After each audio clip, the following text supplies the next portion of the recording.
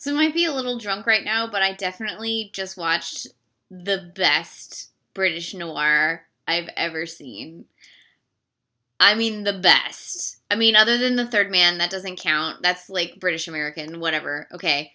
Okay.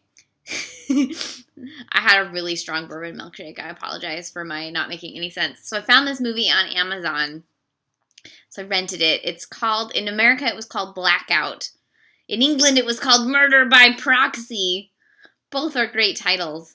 It was directed by Terence Fisher. Terence Fisher, you probably all know as the director of many, many, many, many Hammer horror films, including The Curse of Frankenstein, Dracula, The Hound of the Baskervilles, The Mummy, like all the best Hammer horror films. So I'm like, Terence Fisher directed a film noir set in England? Yes! I will watch this immediately.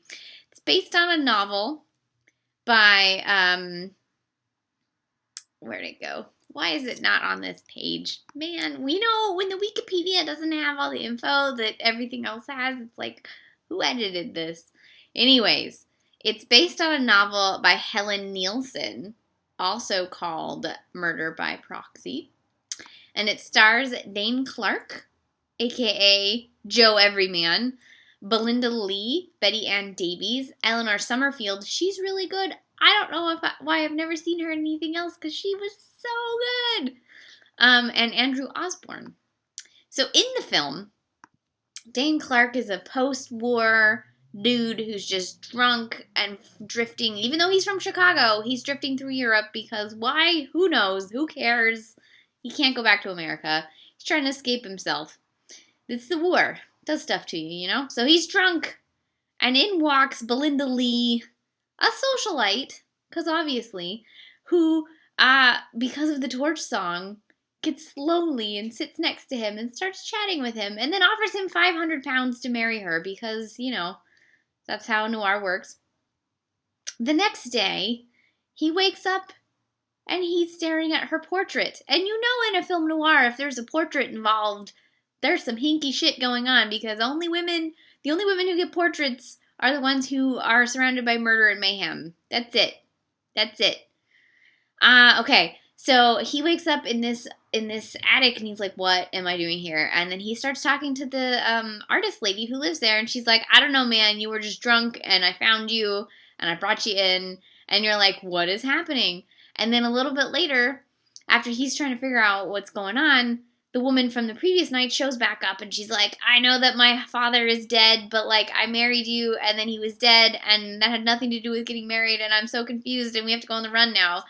And then he's like investigating who maybe killed the father-in-law, but is he really married to the rich heiress? I don't know. And then he like meets his mother who's like living in a pub because she married some English guy named Big John and moved to England from Chicago because that happens all the time.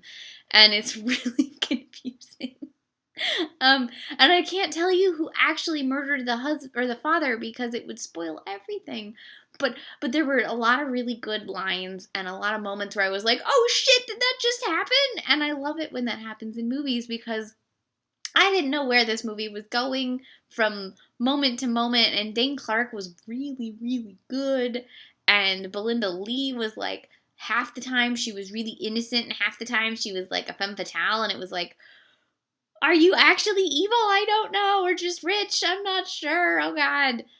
So I recommend this movie. I really enjoyed it. I probably would have enjoyed it if I hadn't had a really strong bourbon milkshake, but I definitely doubly enjoyed it because of that.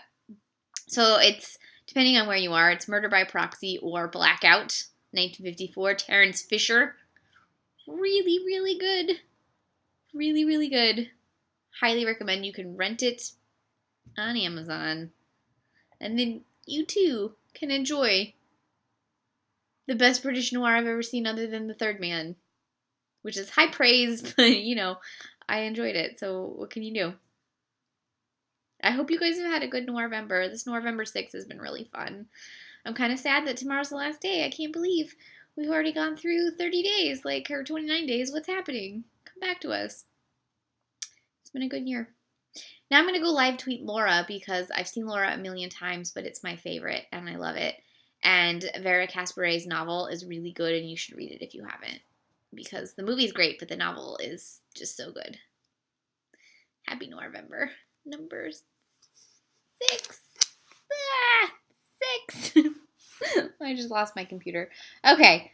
Good night.